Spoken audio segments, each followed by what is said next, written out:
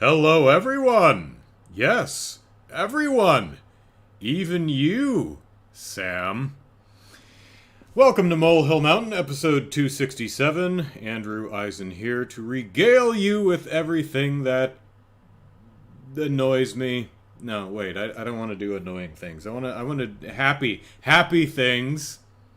I want to talk about happy things. Hi, silly chicken. Happy Saturday to you, too. So the first thing I would like to talk about is the library. I like the library. There's books there. Some of them worth reading.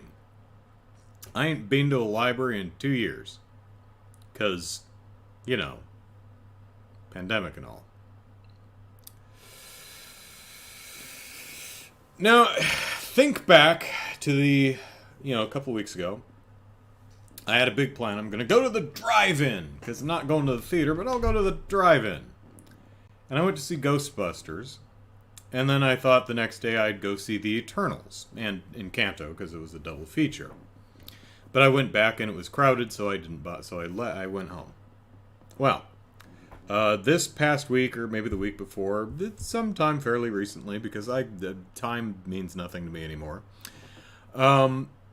I decided to go back to the drive-in to see Encanto and Eternals, which is called Eternals, not The Eternals, for whatever that's worth. Now, this is relevant to a library. I'm getting there. Now, it turns out there is a system called Hoopla, which is a service provided by the libraries, or at least some libraries, where you can rent books and, also movies online. So they will, so if you don't actually have to go to the library and get your hands on books that everyone else has have their filthy, disgusting hands on, you can do it digitally. Unfortunately, my library, the one here, within walking distance, don't do that. For whatever reason. The closest library that participates in that program is the one out in Chula Vista, which is like 11, 12 miles away. Not particularly convenient. But since I was going to the drive-in, it was out in that direction. So, before I got to the drive-in, I stopped by the Chula Vista Library. I got a library card, and now what? Why is my desk wet? Oh, probably because I had my water sitting on it. That's why. So I have my Chula Vista Library card, and I plan to absolutely never use it. I'm never going there because it's not convenient. It's too far. That's that's nearly a 25-mile round trip. Says the guy who goes to the drive-in, which is about a 30-mile round trip. So Hoopla, pretty decent service so far as they also have audiobooks, which I've actually never listened to an audiobook. Maybe I should try that sometime. Or not. I can actually read faster than most people speak, so I can just read. I'm also not. They're great if you're have a long commute to work. You have a book read to you. That's fine, but I work here, so if I'm going to read a book, I'd probably. Although I should probably experience the joy of audiobook, as I never have. New things, new experiences. Yay. So I was browsing around the library, seeing what it had, and favoriting different things I want to read. And I noticed that one of the movies they had. Let me back up a bit. I saw a trailer for White Snake 2, which is the sequel to the animated White Snake, which came out a couple years ago, which I never saw because it's not on any of the streaming services. But the library had it, so I got to finally see White Snake thanks to the Hoopla digital streaming library service. The quality is garbage. I'm gonna guess it's 500p or something. I mean, it's really crap. Especially the animated film. It looked really bad. But it's free, so And short of buying the DVD, that's the best I could do. But at least I've seen the movie. Not great quality. I mean, I would hope it's at least like 720, but it looks lower resolution than that. I'm not one who can eyeball a resolution or anything, but it's pretty crap quality. But again, it's free. The books are fine. Also, you are only allowed, free service, keep in mind, you are only allowed to borrow 11 things per month. Which is fair, but 11? I suppose any number they picked, even a supposedly round number like 10, is just as arbitrary as 11, but why 11? I'd be curious to know exactly how they landed on the number 11. But, you know, whatever. It's fine. So, hoopla. Hooray. Hooray, hoopla. So today, I saw a trailer for a reveal trailer for Aftermath. A new game coming soon to the PlayStation 4 and PlayStation 5. What kind of game is it? I have no idea. But Andrew, I hear you say. I hear you, Sam.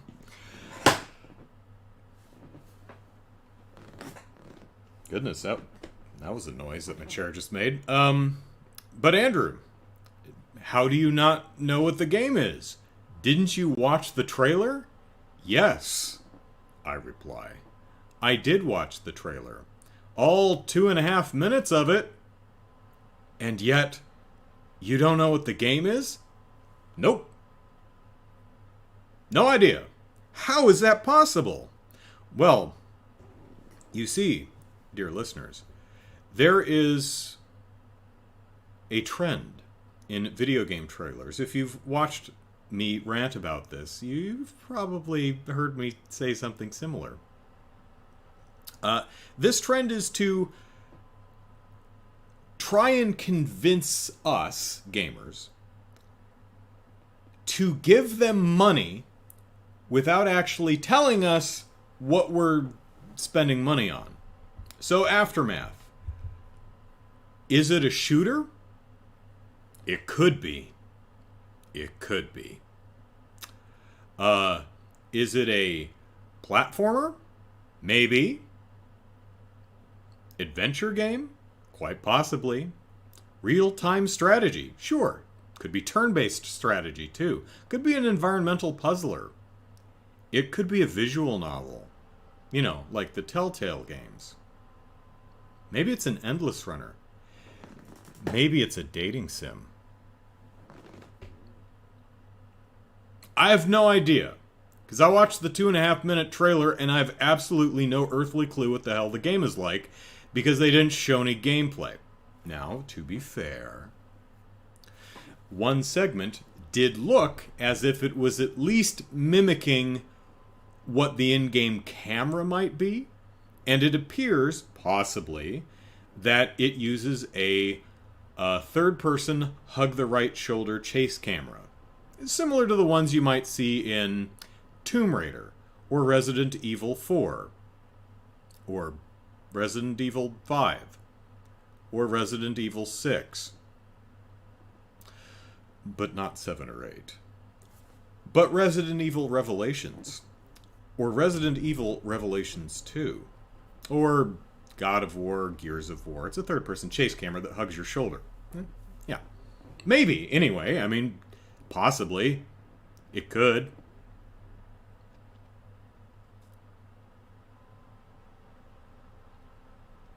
I don't get why they do that.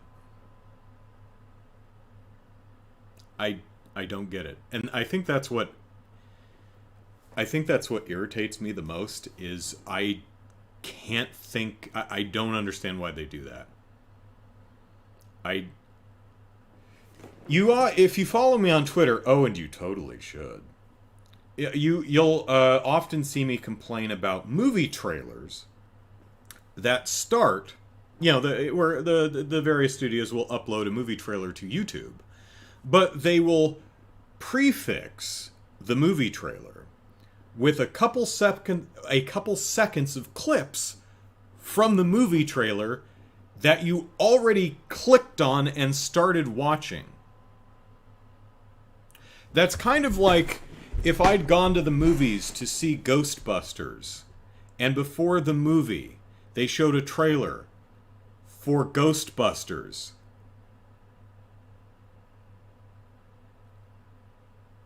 Why would you do that? I'm already here. I already paid to be here. Same thing with movie trailers online. Why are there a few seconds of clips from the trailer I'm already watching? I'm already watching. You already got me. I'm here. I clicked on it on purpose because I saw, a trailer for X. I'll watch that. Click. Here's a trailer for the trailer that you're already watching because you clicked on it. Why do they do that? Well, I can only speculate. But at least I can come up with some ideas as to why they might do that so often. I imagine that there are analytics somewhere that tell them that when they do that, they, on average, get more views. Okay. Why does that work?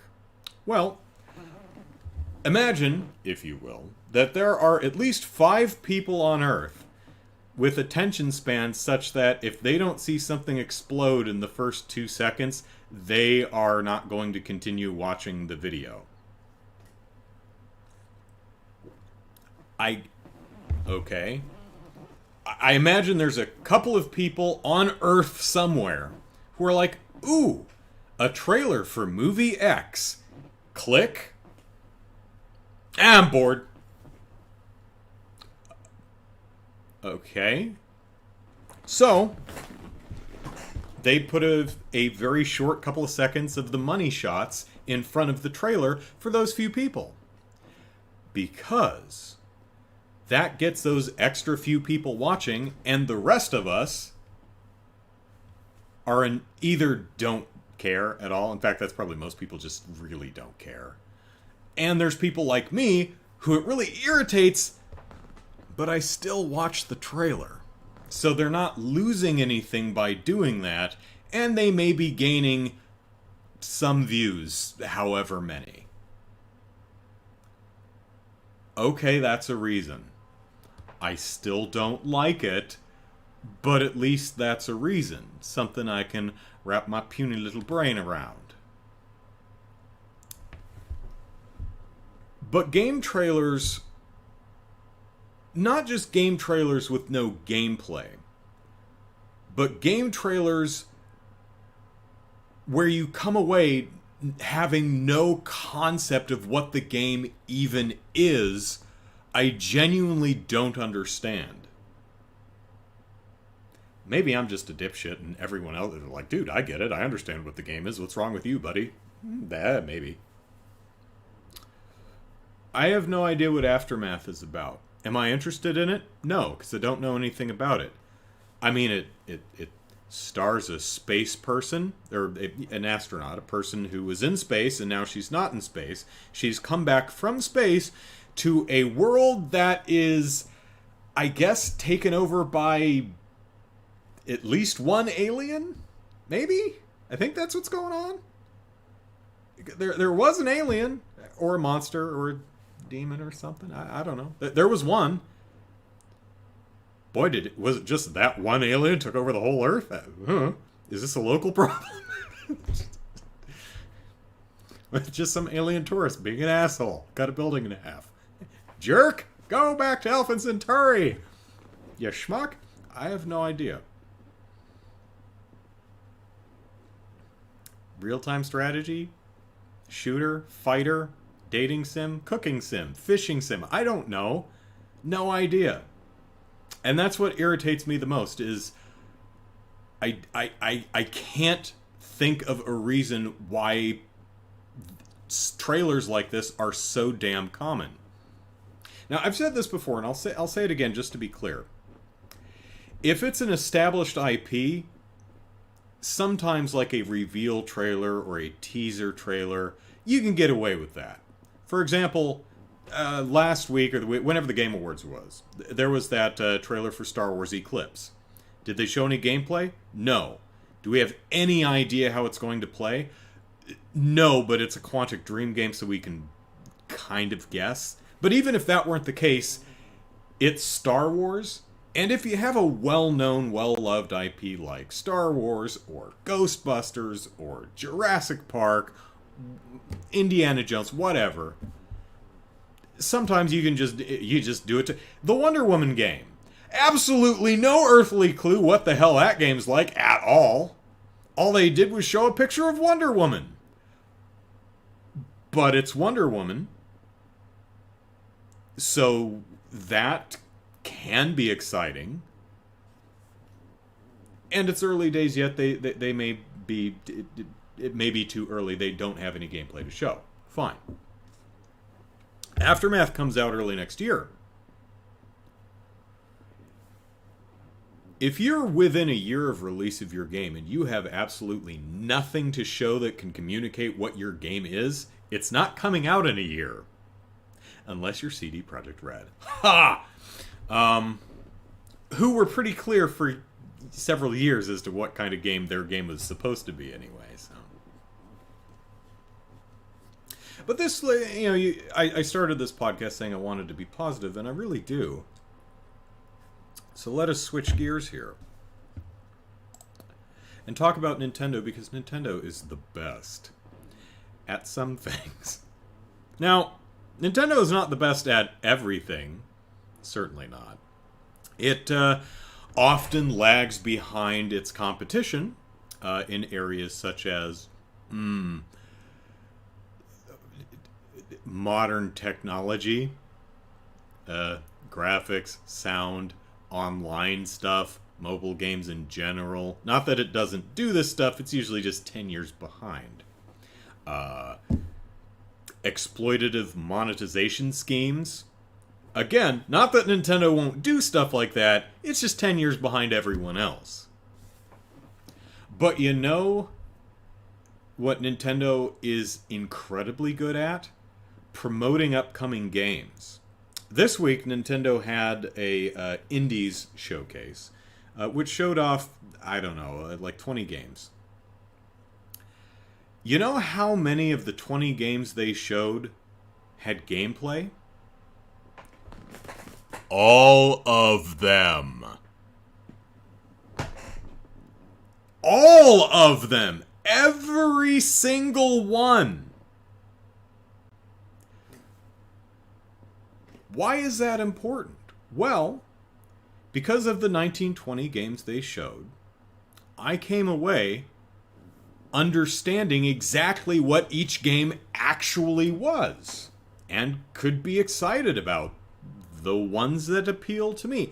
Heck, even the montage towards the end of the presentation, where they only had 10 or 15 seconds per game, showed enough actual gameplay to at least get a quick sense of what the hell the game actually was.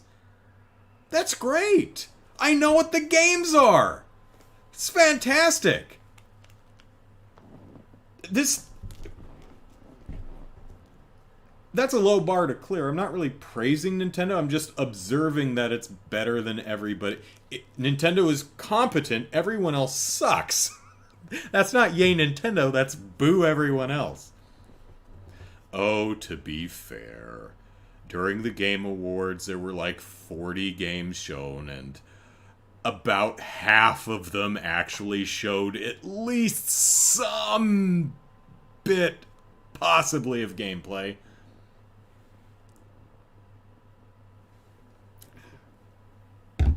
Oh, but Nintendo showed all the gameplay.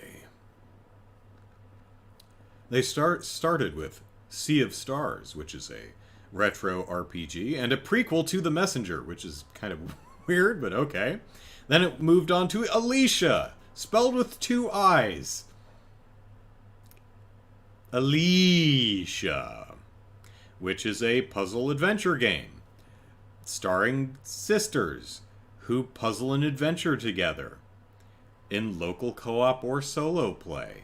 Neat. There was Locomotive. Not locomotive. Locomotive. Like, it does take place on a train, but it's a murder mystery, you see. And the motive of said murder, which takes place on the train, a locomotive, is crazy. So, Locomotive. Ha ha! I like silly names. So it is another retro style. Indie games are typically retro styled. It's easier and cheaper to do.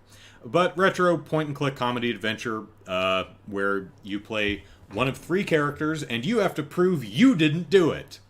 That's an interesting twist on the murder mystery genre. Neat. After Love EP. It's a visual novel with movement and music gameplay. Apparently, you play a character who moves on after his girlfriend dies, but she lives on in your head and talks to you. So that's interesting.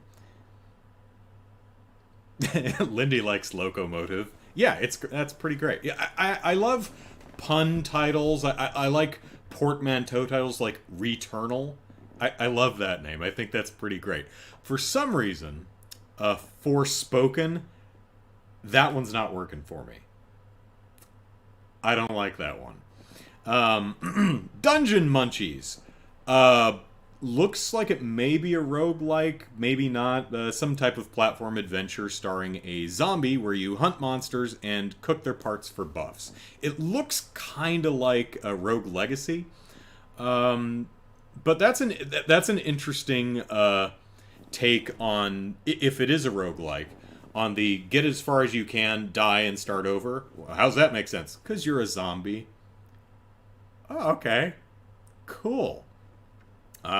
Figment 2. The visual aesthetic really reminded me of Bastion. It's a puzzle adventure with a heavy focus on music. Neat. Let's Play Oink Games. I guess that's a brand. It's a collection of virtual tabletop board games. According to the trailer, those are actually real tabletop games. I'm not familiar with any of them, so cool. Endling, Extinction is Forever. This is a environmentally conscious adventure game starring a fox where you have to escort your 3 cute, adorable little cubs to somewhere where humans aren't screwing up the environment. So try and make it to the end of the games with all 3 of your pups intact, yeah? Yeah. Ollie Ollie World. That's a 2D side-scrolling skateboarder. So like Tony Hawk, only 2D. Looks like... I don't know if it's actually an endless runner, but it does have that kind of format. You're just going to the right, doing tricks and stuff. River City Girls 2. It's the sequel to River City Girls. You got 6 playable characters this time. Online co-op. It's a retro-styled beat-em-up. See, here's a game where they probably didn't really need to show any gameplay because, well, I mean, maybe you don't know what River City Girls is. But for established franchises and for established IPs, sometimes you can get away with just, oh yeah, we're giving you more of what you know and what you like. And it's like, ooh, I'm excited to see what it is because, you know, it's more of what I've already have. But when you're doing a reveal trailer for a new IP, like Aftermath, Sony, I think it would behoove you, if you're not going to show gameplay, at least describe it? You know, have a voiceover narration? maybe end the cool cinematic trailer with a little quick sit-down chat with the developers who yammer at you for a couple minutes telling you, hey, did you see that trailer with the space person coming down in the pod and the zombie, and then she ran through a hallway and slid down an elevator cable and then walked out into the street? That was cool, right? I bet you're wondering what the game actually is, yeah? Yeah! Well, it is a... Oh, okay, cool. But no. Nope. Imagine, in a world where movie trailers didn't feature any footage from the movie. It was just like the second AD who went, hi, I'm Andrew, the second AD on upcoming movie, The Movie. We're really excited to show you Movie, The Movie. We think you're going to like it. It's in theaters this Christmas.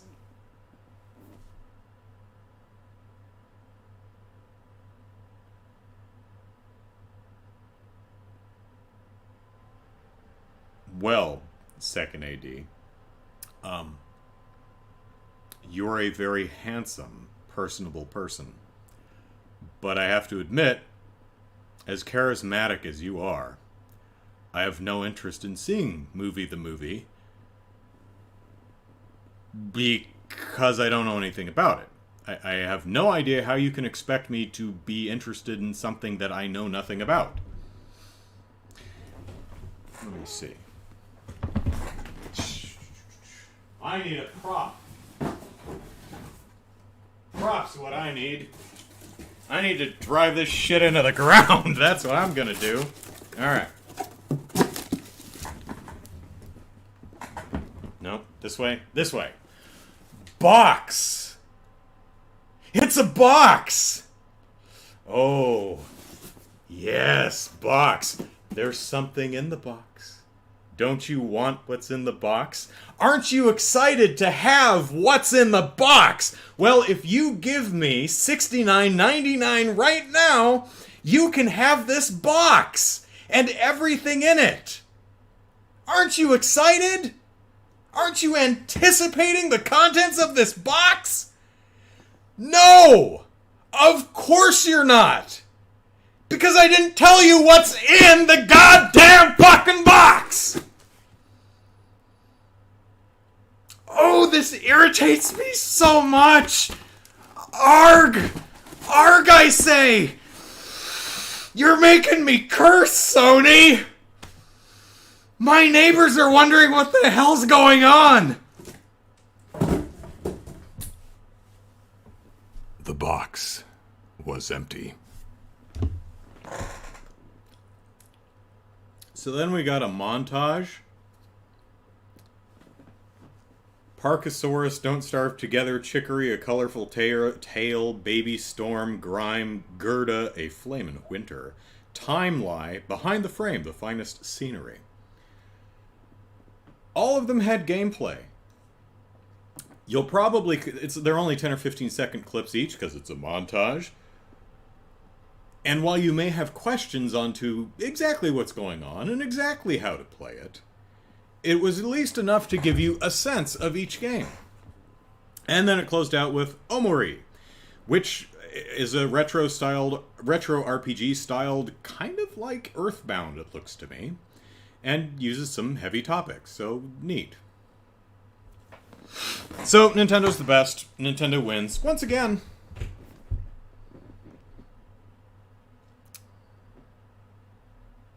Hi, Chicago. They could just show us pages from the script for the trailer. Yeah. It's like, do I actually have a script? Probably do. Hang on. There we go. Yep. Here's the movie trailer. Oh. Oh, yeah. Oh, you want to see this? Ooh.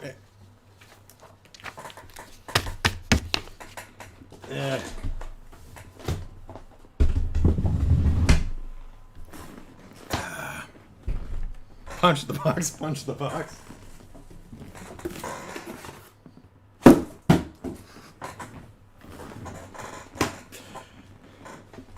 I am turning into an old man yelling into the clouds. I'm on the clouds yelling at the clouds. You know, I would really love to talk to someone who puts these trailers together and ask them, so why do you make trailers like this? I mean, I can understand. It's like, well, we had no game footage ready. Game comes out next February. You're kind of boned at this point. But, you know, I understand. Again, game development's hard. I understand that, you know, sometimes this stuff doesn't come together until the last minute. But still, even without actual gameplay, footage to use, you can still, without said gameplay footage, cut together some type of promotional material that explains what the game is. Now, maybe you're hesitant to do a gameplay concept video because it's going to look different from the final product, and if even a puddle is in a different spot, some gamers will lose their lunch. So maybe that's why they're hesitant to do that. It's like we can't mock up gameplay. We will get pilloried over that. Still, I went through the YouTube comments for Aftermath, and there were two general comments.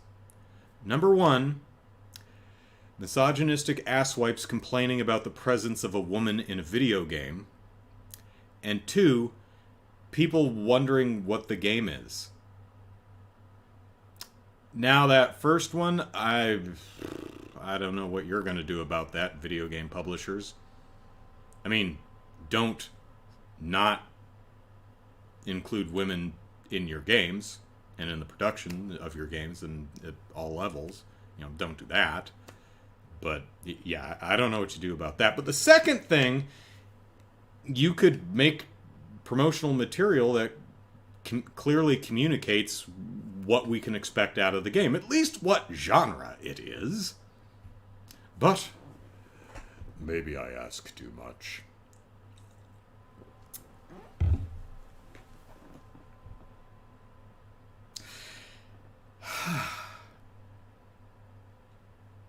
Do I feel better now that... Hang on, let me...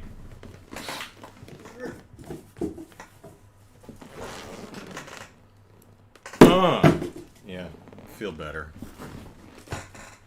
Nice to get that off my, broad muscular chest. Haha. So, I hope everyone is taking game trailers and movie trailers and the omnipresence of Christmas music in stride. I hope you're not flying off the handle like I am on the inside. Flying off the handle. Yeah, I'm flying off the handle on the inside. Except when I, sling curses and punch empty cardboard boxes. Okay, so enough old man yelling at the clouds. Let's talk about something I like. And something I like is, if this would highlight correctly so that I can... There we go. Is Lost Judgment. Oh, good golly. Oh, gracious Andrew. Did you start another game? Yes. Now, to be fair, I did finish Yakuza Like a Dragon. I Yakuza'd like a dragon, and I finished it like a dragon.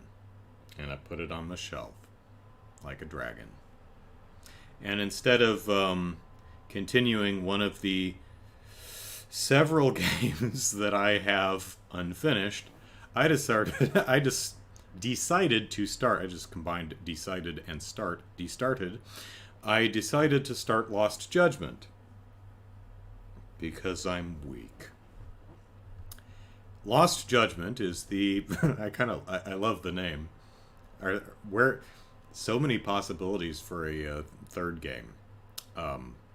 No judgment, bad judgment, poor judgment, impaired judgment. Lost Judgment, the sequel to 20's Judgment, is very good so far. I'm very much liking it. I believe there is still room to grow, but I am happy to see it addressing some of the issues I had with the first game, which I still very much liked. I think this game does a better job with its cast of characters. They're much more interesting and likable, and they all, some to lesser extent than others, but they all have an important place in the story. You have Yagami, who's the protagonist, who really needs to tuck in his shirt. Oh, God. He wears a leather jacket over a long white t-shirt, which goes over his tight jeans. I have no idea how because he's a martial artist and he spin kicks all over the place. No idea how he didn't split the seams, but he manages it. But watching him run with his stupid white t-shirt peeking out from under his black leather jacket and covering the butt of his jeans. Oh, learn how to dress, says the guy who dresses like this always. Anyway, you've got him, who's a local private investigator detective. He's a dick, and his former Yakuza buddy Kato. No, Kato. Oh shit, that's Green Hornet. Oh, what's his name? Kaito. I think. Then you have the folks who work in the Genda Law Office. So you have this team of lawyers. He's a private investigator. He has his lawyer friends in Kamurocho, and then he has his friends who have another investigative outfit over in Yokohama. And so it's a great cast of characters. They all have their individual roles, and they play off each other really well. So it's doing a fantastic job, I think, with the... yeah, I know, Lindy. No, it's... yeah, and I already forgot. It's not Kato. What? Shoot. I'm going to have to pull up a cast list, because now it's going to bother me.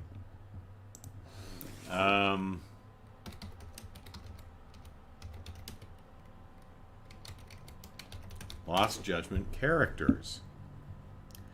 Doop doop doobly doo. Doop doop doobly doo. Doobie doo doobie doo doobie doo doobie doo doobie doobie doo. Kaito. Yeah, Kaito. Not Kato. Kaito. Anyway. Oops. Yes, it's Lost Judgment, not Green Hornet. Pretty close, to be fair, I guess, but I'm finding the mystery and the main side mystery a lot more interesting than the one in the first game, and they're also tied together really well. One issue with the first game is it didn't feel particularly far removed from Yakuza.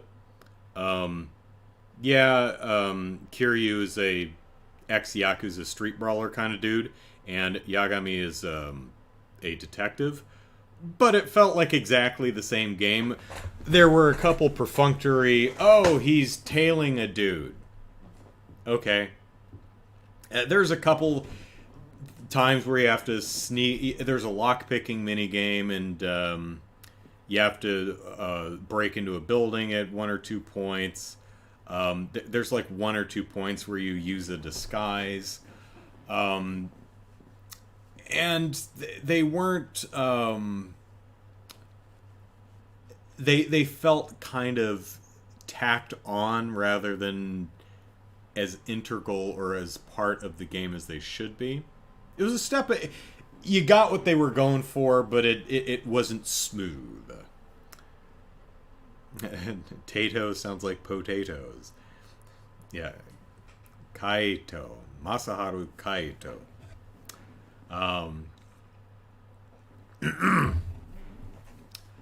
are they? So this game, I think, does a better job with making Yagami feel like an actual investigator. Interviewing people, sneaking around. There's a whole sneak mechanic. He can also do some light parkour. The controls are kind of crap for that sequence, but he can climb up the side of a building and into a window.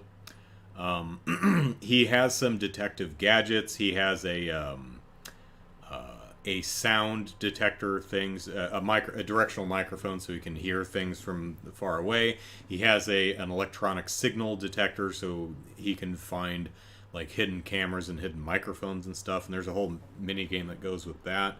I'm like in the middle of the game, and they just unlocked. There are cartoon squirrels painted on the so someone has a squirrel stencil and is painting a squirrel with spray paint on walls all over the city, and each of them is a clue to a hidden object. There's like 50 of them or something like that.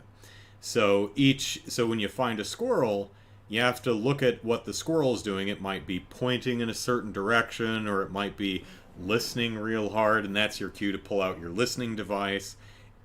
And you follow the clues to the hidden treasure, which are items and stuff. There's a dog, and pardon me. You can take the dog for a walk, and it will sometimes find little treasures for you. You also can use it to track people, like if you're trying to find someone, but you only have their shoe. It's like, well, I know someone who can track someone based on a shoe. You call the dog, who apparently is on call. I don't know how you call it. There's an app on your phone that says dog, and you're like, dog, and the dog comes running. I don't know how that works, but it's cute. I'm really enjoying a lot of the mini games. One of the disappointing things in Judgment was there was no karaoke, and that makes me sad. That made everyone sad. And no singing minigame is consistent in this one, which is weird because the dude who plays Takayuki Yagami, from what I understand, he's like a former idol, so he can sing. I don't know why he doesn't. Maybe it would just be too expensive to get him to do that. Maybe his his agent was like, oh, you want him to sing? Well, that's going to cost you. Maybe that's what it is.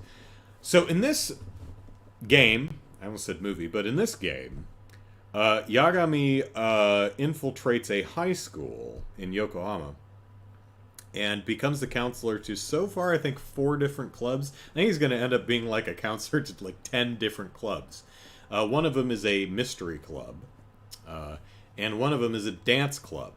And the dance club is, and they do competitions, so there's your music rhythm mini game. It's not singing, but it's dancing, and it's very good. And it's different from how the singing mini games worked in the previous titles. And it's actually kind of difficult because it has a similar to like Guitar Hero or Rock Band. It has a vertical scrolling note highway with the 4 buttons, the 4 face buttons, triangle, square, circle, and X along the bottom. And you have to hit the buttons at the right time as the symbols come down the note highway, right? Well, the problem is these 4 buttons are not aligned. So sometimes it can be kind of difficult to wrap if you're not really intimately familiar with exactly where the buttons are. It can be like which is the triangle to the left or the right of the X, because on the controller they're right on top of each other. Still, it's really cool taking the what are they called? The something Serio Rabbits, I think, is the dance team. We've won regionals, which is very nice. So we're, I think, going to nationals or something. I don't know. But it's really cool. Unfortunately, I think there's only going to be like a total of 4 songs and dance routines, which is kind of disappointing. I would like more, but I'll take what I can get. I also like the fact that the game is showing a lot of mixed genders with the clubs. So far, all of the people in the dance club are women, but we know of one. There was a male member like the previous year, but he had to go to a different school or something. So we've recruited one member so far, so it's possible we might recruit some dudes for the dance club. So that'll be cool. In the basketball team is mixed gender, which is cool to see. What are the other clubs? So you're seeing that a little bit, which you might not expect. Like, oh, that's pretty cool. Good on you, game. Firelight, hello. I think I've dropped all the F-bombs I'm going to drop on this particular episode of Molehill Mountain, so fear not. But movie trailers and game trailers make me so mad! Performative anger? No. No. I'm playing it off as a joke because it's stupid. This is a dumb thing to get mad over, but it does genuinely bug the hell out of me. It shouldn't. It's funny that it does, but it really should not. Is it irritating? Sure. Is it worth getting all up in arms about? No. Is it worth a single solitary F-bomb? Is it worth punching a cardboard box? What? No. Therapeutic though that may be, I guess not. But, you know, when you've got anger issues, you cope as you can. So let's see, what else are we doing in Lost Judgment? Lost Judgment also genuinely really funny. It's also really dark. This particular storyline talks about it takes place in a high school, and so it's dealing with bullying and student suicide as a result of said bullying. So some pretty heavy topics going on. But as goofy as the game can be, and it can be really goofy, I think, your mileage may vary, but I think it's doing a nice job of straddling that line without, of being goofy without simultaneously diminishing these very heady topics that it's tackling, bullying, suicide, and so on. So, so far, I mean, I haven't beaten the game yet, but so far I think it's handling that really well. So that's nice to see. So, Lost Judgment. I am really, really enjoying the game so far. Oh no, I just spoiled myself. Oh well. Damn you, Lost Judgment wiki that I opened simply to have a character name. Now, as far as the Ryuga Gotoku game, the Yakuza, Lost Judgment, the Fist of the North Star one they did, these games are very large, and they have a very, very, very long checklist of things to do in the game. One of my fanciful gaming goals has always been, you know, one day I would like to 100% one of these games. Not all of them, just one of these games. Yeah, I'd like to 100% one of these games. Yeah, just to do it. Will I ever do that? Probably not. Because these games are there's just a massive amount of stuff to do. And when you have a massive amount of stuff to do, you're gonna come across something that you just genuinely have no damn interest in. Like I just put Yakuza Like the Dragon, like a dragon, not the. There's more than one dragon, of course. Like a Dragon on the shelf. Did I 100% it? No. What didn't I do?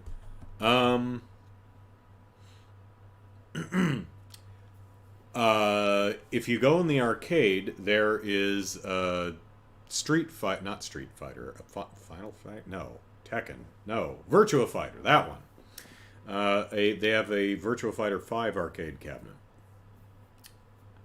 You have to beat Virtua Fighter 5 with one of the characters. That's a thing on the checklist. And you have to play the game at least one stage, or maybe beat one character with all of the characters in the roster. And there's like, I don't know, 15 some characters on the roster. I don't want to. I don't want to. I'm bad at Virtua Fighter. I don't want to. Is it Virtua Fighter? I think it's Virtua Fighter. There was a management mini game in Yakuza Like Dragon, which could have been better, but was okay. How that works is you buy property and you hire people and you staff the property with the people and you make money. And then after a few turns, you have to meet with your shareholders, and then it's kind of a rock, paper, scissors thing to... They'll ask you a green question, and you have to come up with the response that beats green, which is either red or blue, whatever it is. And you have to beat them into submission with the correctly colored answers to appease your shareholders. And you make money like that, right? Every shareholders meeting, there's like 3 to 5 shareholders. And the shareholders meeting is every month, so every 4 or 5 rounds of making sales at your stores. One of the achievements is convince 150 shareholders. By the end of the game, I had convinced 102, I think it was. So I would have just had to sit there for 4 or 5 hours just playing the mini game over and over and over for a few hours on end, just to get that, just to check that thing off the list. For no other reason, I had no use for money at that point in the game. I had lots of money and really nothing to buy because it's the end of the game. So I'm like, yeah, I'm not going to do that. So, unfortunately, these games are always so chock-a-block with things to do that there's always going to be something that I have no interest in doing, or maybe I can't do because I don't know how to play shogi. I could learn. I've been learning mahjong. I learned the Hanafuda games, the Koi Koi and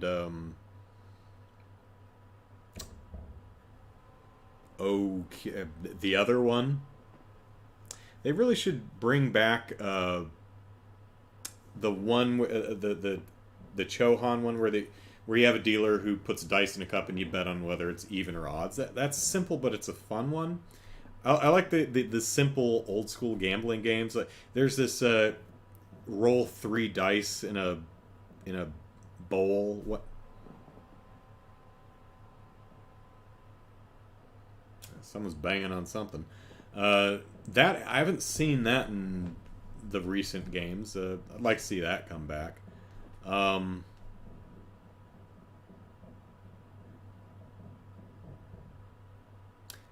Or someone is dragging a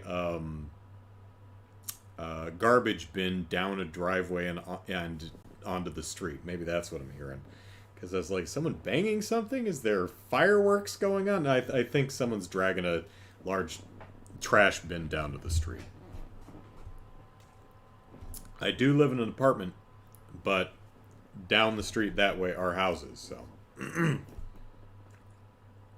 So anyway, I may never 100% any of the Ryuga Gotoku games, and that is okay.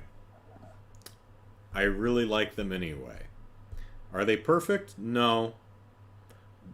What would I say is imperfect about Lost? My TV's over there. That's where the game is. It's what I'll be playing as soon as we're done with the podcast. Where do I think Lost Judgment doesn't quite work? There are 3 fighting stances, fighting styles. in the game, you switch between them sequentially. So there's fighting style 1, 2, 1, 2, and 3, right? Well, if you're on fighting style 1 and you want to switch to 3, you have to switch to fighting style 2, then switch to fighting style 3.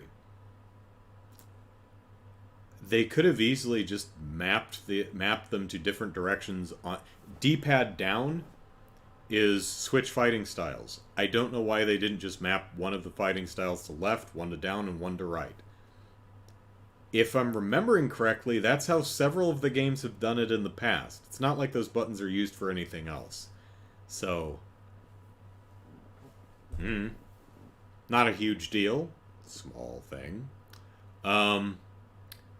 Some of the pixel hunt stuff can be like when you're following your little electronic detector beepy thing. As you get closer, you get more bars. As you start facing the correct direction, rotate in a circle, and it'll go from red to orange to yellow to green when you're facing the right direction. So you can find stuff like that. Actually getting your character into the right position to get the prompt to come up to acknowledge that you found whatever you're looking for, that can be a bit finicky. There's a skateboarding minigame, which is that you get a skateboard so you can... So Yokohama's a pretty big place, so instead of running from one end to the other or taking a cab, you can take a skateboard, which is kind of cool. And you can do some minimal tricks, which is neat. And there's a skate park you can go to. And I wouldn't expect something like Tony Hawk, but I think they can do a little bit better than what they're doing. Essentially what happens is you just aim at a ramp, and then you get a timed wheel, and if you hit the little cursor when it's in a particular spot of the wheel, you do the trick. It gets the job done, but it's not particularly engaging. You don't get to do different tricks, you just do whatever the game does. It's a little quick-timey. I think that could be a little bit better. The parkour, good idea. It's a little finicky. Like when you're hand over handing to the side and it's like, okay, I want to go up now. Sometimes it can be difficult to get your character to stop going to the side and go up. Doing the sidle against the wall and then going around a corner can be really difficult to do. It can be a little finicky there.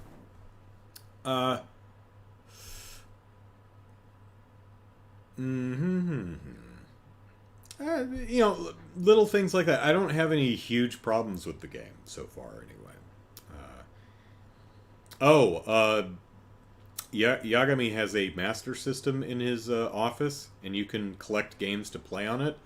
Unfortunately, so far as I can tell, there are no instructions for these games. So if you don't know how to play Alex Kidd, or the one with the penguin and the eggs, whatever that one's called, you're probably going to have to look up these games on GameFAQs or something, because the games are 30 years old. You can probably figure it out if you fuss with it enough,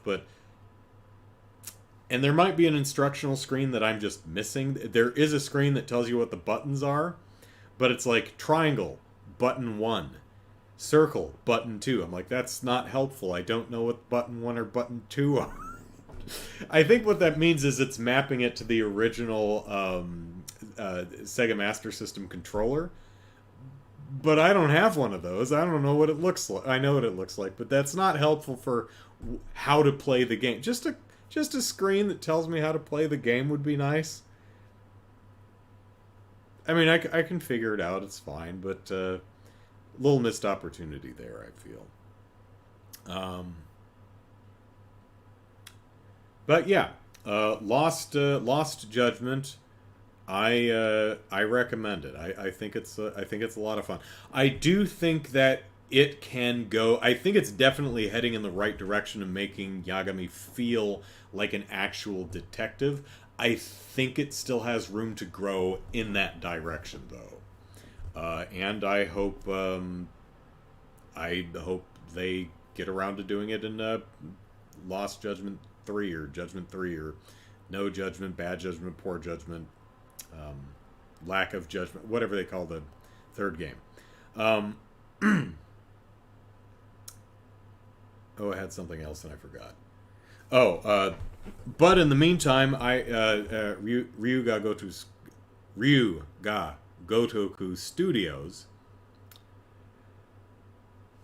I still would very, very much like localizations of Yakuza Kensan and Yakuza Ishin.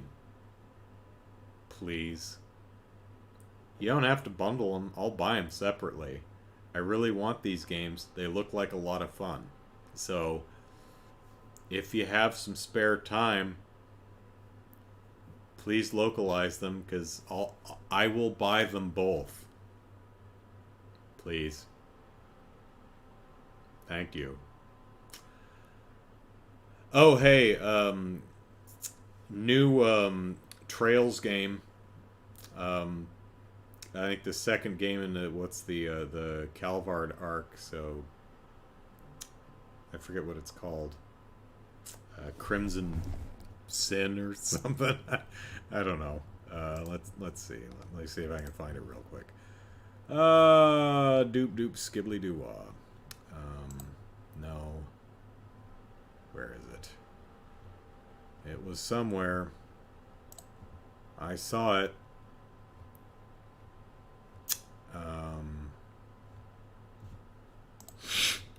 Sit tight, everyone, while I browse the internet. Oh, hey, I watched that movie. That was terrible. Oh, that one was pretty good. Oh, YouTube screwed up again. Oh, that's not too surprising. Kuro no Kiseki 2, Crimson Sin. Yeah, there we go. Legend of Heroes, Kuro no Kiseki 2, being announced for next year. Cool.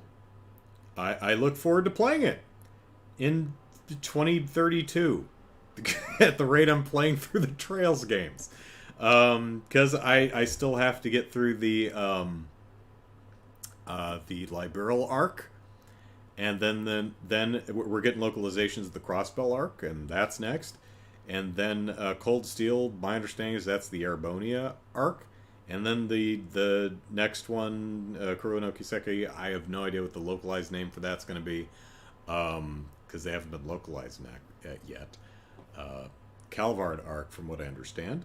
No idea how many games in that there's going to be, but unless these games drop off a cliff for me, which I don't see that happening, because I'm really enjoying them, and the folks who recommended them to me are really enjoying the later games in the series, like Brian and Jared and a bunch of other people who've they're all on like Cold Steel 4, and they seem to really like the games. So our tastes seem to be aligned. So I'm pretty sure I'm going to be in this series for the long haul. But again, I'm very slow. It doesn't help that I only play like 5 hours every 2 weeks.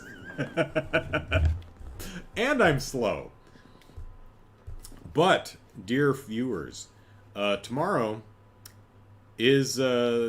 Sunday stream is going to be Trails in the Sky SC. So, hopefully it's not going to be a 6-hour stream like it was 2 weeks ago, because I ended up in a very, very, very long, like 40-minute long cutscene that I just couldn't get out of.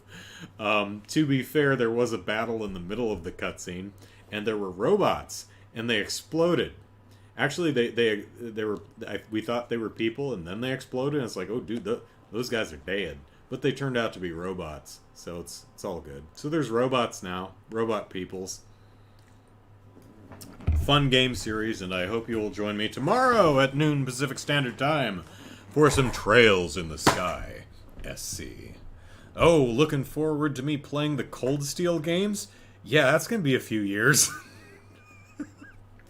Because, think about it. SC is going to take me sometime into next year. So probably, I don't know, the spring maybe.